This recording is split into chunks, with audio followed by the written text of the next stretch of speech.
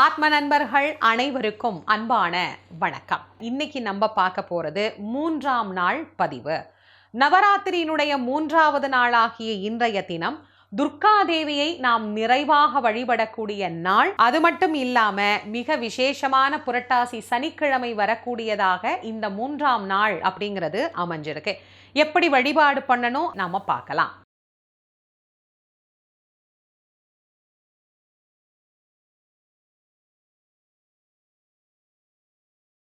நவராத்திரியினுடைய 3வது நாள் துர்க்கையை வழிபடக்கூடிய நிறைவு நாள்.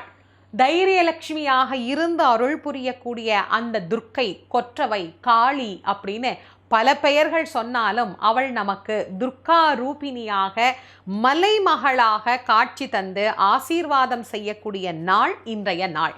இந்த 3ஆம் நாள் அன்னைக்கு அம்பிகையை நாம எவ்வாறு வேண்டிக்கணும் அப்படிங்கிறதுக்கு நான் ஒரு கதை சொல்லட்டுமா? போஜராஜா எல்லாருக்குமே தெரிஞ்ச ஒரு ராஜா.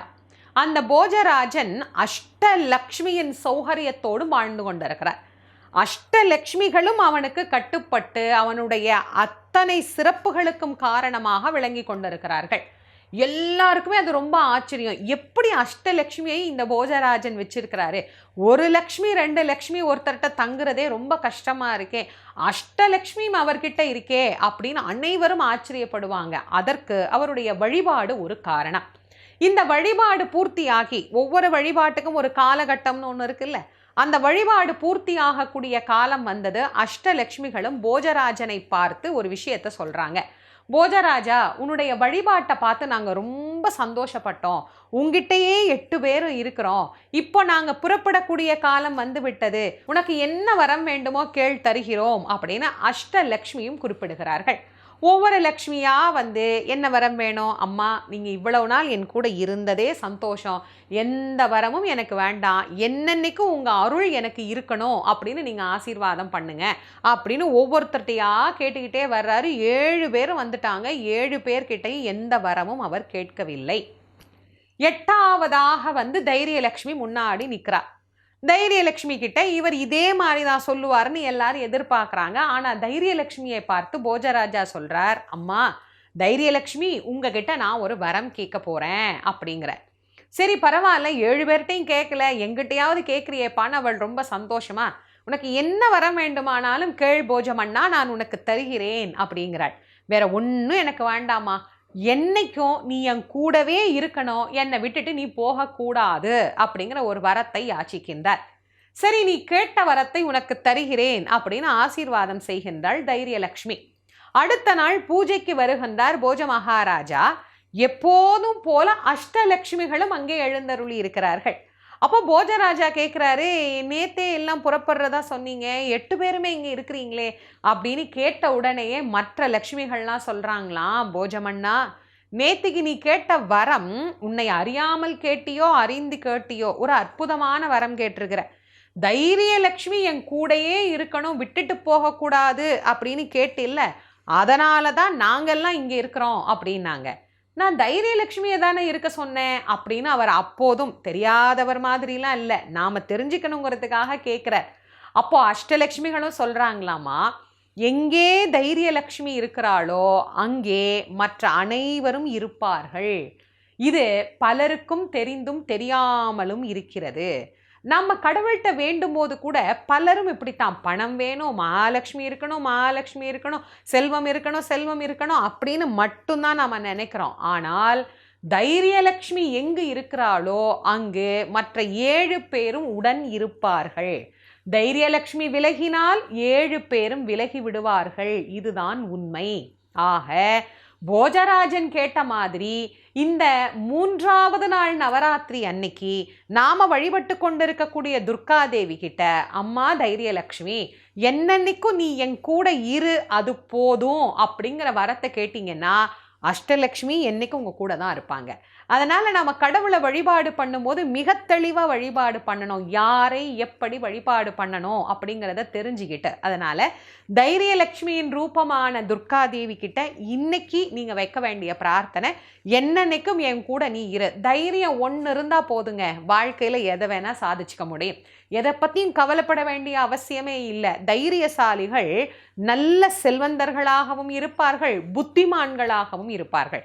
இந்த குறுக்கு வழியில போய் பிறரை ஏமாத்தி பிறரை நோக வச்சு அடுத்தவரை குறை சொல்லியே உயர வேண்டும் அப்படின்னு எண்ணக்கூடியவர்களுக்கு தைரியம் இல்லாத கோழைத்தனம், ஒரு பயம், எங்க நமக்கு பிரச்சனை வந்துருமோ, எங்க நமக்கு இது சரியில்லாம போயிடுமோ, எங்க நம்ம வியாபாரம் நடக்காம போயிடுமோ அப்படிங்கிற எண்ணம் இருந்தால்தான் ஏமாத்துறது, குறை சொல்றது, இந்த மாதிரி புத்தியெல்லாம் நமக்கு வரும்.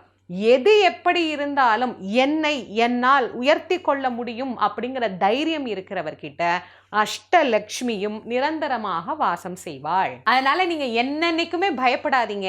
தைரியம் ஒன்று இருந்தா போதும், வாழ்க்கையில உயர்ந்து விட முடியும். அந்த தைரியத்தை தரக்கூடிய துர்கா தேவியை 3ஆம் நாள் நிறைவா நாம எவ்வாறு பூஜை பண்ணணும், கொலு வைக்கக்கூடியவர்கள் என்ன பண்ணணும் அப்படிங்கிறத முதல்ல பார்ப்போம். 3ஆம் நாள் அம்பிகையினுடைய வடிவம் வாராகி. மகிஷனை அழித்த ரூபமாக அம்பாள் காட்சி தருகின்றாள். இன்றைக்கு இட வேண்டிய கோலம் மலர்களால மலர்கோலமாக நம்ம போடணும்.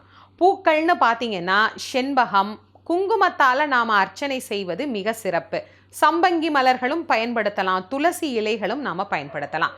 நெய்வேத்தியம் கோதுமையினால் அமைந்த நெய்வேத்தியம் செய்யலாம். சக்கரை பொங்கல், காராமணியினால் அமைந்த சுண்டல், பலாப்பழம், இதெல்லாம் நம்ம நெய்வேத்தியத்துக்கு பயன்படுத்தலாம். பாட வேண்டிய ராகம் காம்போதி, நிறம் நீலம். வாராகிக்கு என்ன மலர்கள் சாத்தலாம் அப்படின்னு பார்த்தீங்கன்னா கருந்துளசி ரொம்ப விசேஷமானது, சனிக்கிழமை பெருமாளுக்கும் விசேஷமானது. அதே மாதிரி நீல நிறத்தில் இருக்கக்கூடிய மலர்கள், இந்த சங்குப்பூ கூட நீல நிறத்தில் இருக்கும் பாருங்க, அது ரொம்ப ரொம்ப விசேஷமானது. அதுவும் நாம இந்த அம்பாளுக்கு சாத்தலாம். இப்போ அகண்ட தீபம் வைத்து வழிபடக்கூடியவர்களுக்குரிய வழிபாட்டையும் நான் சொல்லிடுறேன். இன்னைக்கு வாராகியினுடைய ரூபம் தான் அம்பாள். தைரியத்துக்கே உரியவள் வாராகி. நான் ஏற்கனவே வாராகியை பற்றி நிறைய பதிவுகள் கொடுத்துருக்கேன். என்னுடைய பல பதிவுகளில் எனக்கு ரொம்ப பிடிச்ச பதிவு அப்படின்னா அந்த வாராகியினுடைய பதிவு. எல்லா பதிவுகளும் உங்களுக்கு பிடிக்காதாமா அப்படின்னு கேட்டால் எல்லாமே எனக்கு பிடிச்ச பதிவுகள் தான். ஆனால் ஒரு சில பதிவுகள் நமக்கே திரும்ப திரும்ப கேட்கணும்னு தோணும்ல, அப்படி ஒன்று தான் எதிரிகளை துவம்சம் செய்யும் வாராகி அப்படிங்கிற தலைப்பில் கொடுத்த அந்த பதிவு. அதில் நான் வாராகியை பற்றின முழு வழிபாட்டையும் சொல்லியிருக்கேன். ஆனால் ஒவ்வொரு முறையும் வாராகியை பற்றி சொல்கிறதுல எனக்கு அவ்வளோ ஒரு சந்தோஷம். அந்த அம்மா மேலே அப்படி ஒரு அன்பு எல்லாருக்குமே இருக்கு. அந்த வாராகி தாயை இன்னைக்கு நாம் இந்த அகண்ட தீபத்தில் எழுந்தருளை பண்ணி வழிபாடு பண்ணுறோம். வாராகிக்குரிய நைவேத்தியங்கள் எதுவாக இருந்தாலும் நீங்கள் அந்த நைவேத்தியத்தை நைவேத்தியம் பண்ணலாம்.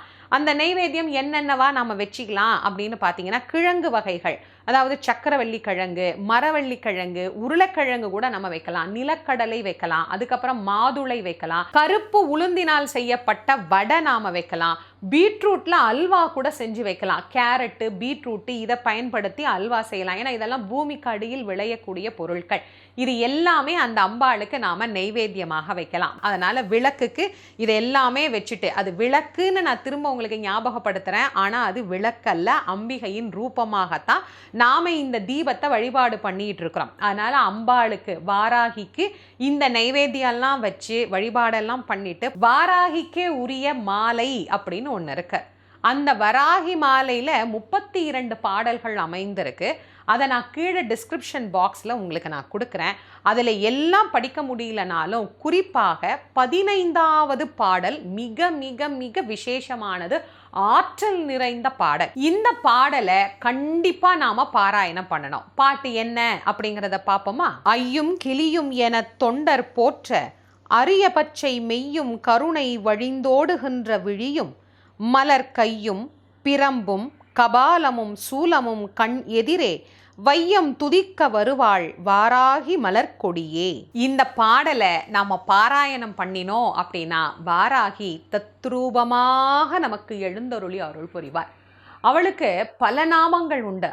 ஆனால் குறிப்பாக ஒரு 12 நாமங்களை தேர்வு பண்ணி பெரியவங்க நமக்கு சொல்லியிருக்கிறாங்க. அந்த 12 நாமத்தை நான் உங்களுக்கு சொல்கிறேன். அதை இன்னைக்கு நீங்கள் சொல்லி வழிபாடு பண்ணலாம். நாமம் என்ன அப்படிங்கிறத பார்ப்போம். பஞ்சமி, தண்டநாதா, சங்கேதா, சமயேஸ்வரி, சமய சங்கேதா, வாராகி, போத்ரினி, சிவா, வார்த்தாளி, மகாசேனா, ஆக்ஞா சக்கரேஸ்வரி, அரிக்னி என்ற 12 மந்திரங்களையும் நாம் சொல்லி அந்த அம்பாளை வழிபாடு பண்ணினோம்னா மனமுவந்து நமக்கு அருள் தரக்கூடியவள் வாராகி. வாழ்க்கையில் நமக்கு எவ்வளவு ஆழ்ந்த துயரங்கள் இருந்தாலும் அதை தூக்கி எறிந்த நம்மை வெற்றிக்கு அழைத்து செல்லக்கூடிய நாயகி. அவளை வழிபடக்கூடிய நாள் சனிக்கிழமை அன்னைக்கு வர்றது ரொம்ப ரொம்ப விசேஷம். ஏன்னா எம்பெருமான் வராக ரூபத்தில் நமக்கு காட்சி தந்தவர். அவருடைய சகோதரியாகிய அம்பாள் வாராகியாக நமக்கு காட்சி தருகிறாள். என்ன ஒரு ஒத்துமை பாருங்க. அதுவும் புரட்டாசி சனிக்கிழமை அன்றே இது அமைவது அதி விசேஷமானது. ஏன்னா ஏழுமலையான் எழுந்தருளி இருக்கக்கூடிய க்ஷேத்திரத்துக்கே வராக க்ஷேத்திரம் அப்படின்னு தான் பேரு. அதனால அந்த வாராகியை வழிபடுகின்ற நாளும் புரட்டாசி சனிக்கிழமையும் நமக்கு ஒன்றாகவே அமைந்திருக்கிறது. மிக மிக சிறப்புக்குரிய நாள். எவ்வாறு அம்பிகையை வழிபாடு பண்ணணும் அப்படிங்கிற கொலு வைத்தவர்களுக்கு உண்டான பதிவு கொடுத்துருக்கிறேன். கொலு வைக்காதவர்களுக்கும் உண்டான பதிவு நான் கொடுத்துருக்கிறேன். துர்க்கையை வழிபடக்கூடிய 3வது நாள் தைரியலக்ஷ்மியாக அந்த துர்காதேவி நம்ம கிட்டையே இருந்து என்னன்னைக்கும் அஷ்டலக்ஷ்மியின் அருளை நமக்கு பெற்றுத்தருவாள் அப்படிங்கிறதுல எந்த சந்தேகமும் இல்லை. இந்த பதிவை உங்களுடைய நண்பர்கள் உற்றார் உறவினர்களோட பகிர்ந்து கொள்ளுங்க. நம்முடைய ஆத்மஞானமயம் யூடியூப் சேனலை இது வரைக்கும் நீங்கள் சப்ஸ்கிரைப் பண்ணலைன்னா பண்ணிக்கோங்க. மீண்டும் அருள் தரும் நவராத்திரி பதிவில் 4ஆம் நாளில் உங்கள் அனைவரையும் சந்திக்கும் வரை உங்கள் அனைவருக்கும் நன்றியும் வணக்கமும் கூறி விடைபெறுவது திருமுருக வள்ளல் வாரியார் சுவாமிகளின் மாணவி தேசமங்கையர்க்கரசி. நன்றி, வணக்கம்.